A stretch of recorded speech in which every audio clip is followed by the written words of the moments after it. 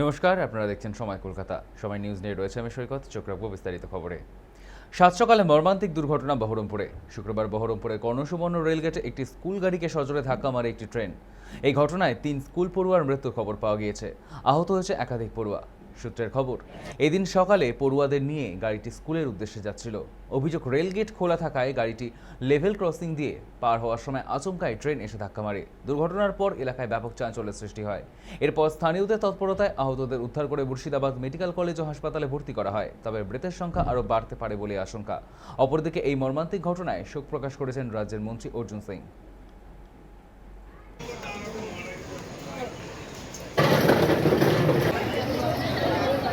ওই মানে ট্রেন এই নবদ্বীপ ধাম চলে যাচ্ছে আর ও ধরো গেট তুলে গেছে আর তারপর ঢুকে যাচ্ছে, এই গাড়িটা ঢুকেছে তারপর আবার গেট নামিয়ে দিয়েছে। যে গাড়িটা একবার মাহাদের ভিতরে ছিল। তাহলে গেটম্যানের গাফিলতির কারণে এরকম গেটম্যানের গাড়ি। কটা ট্রেন ছিল ওটা? দুটো ট্রেন। দুটো ট্রেন পর পর? হ্যাঁ, দুটো ট্রেন পর। তো দুটো ট্রেনই কি আঘাত খেয়েছে এই গাড়িটার পরে?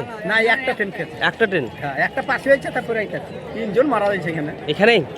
আর ছিল কতজন? হ্যাঁ, ছিল 7 জন। 7 জন ছিল, 3 জন স্পটে মারা গেছে। আর বাকিদেরকে কোথায় নিয়ে যাওয়া হয়েছে? হাসপাতাল। কোন হসপিটাল নিয়ে যাওয়া হয়েছে? গোবিন্দপুর রেলগেট, ওখানে একটা ট্রেন পাস হয়। ট্রেন পাস হওয়ার পরে গেটম্যান গেটটা তুলে দেয়। যখন গেটটা তুলে টাটা সুমোটা আগিয়ে যায়, তারপরে দ্বিতীয় একটা ট্রেন এসে ওকে আঘাত করে। ওখানে অ্যাক্সিডেন্ট হয়ে সব পড়ে থাকে। তারপরে ওখানে বাসিন্দা বা ওখানকার স্থানীয় যারা লোকাল লোক আছে তারা উঠিয়ে নিয়ে এসে হসপিটালে অ্যাডমিট করে।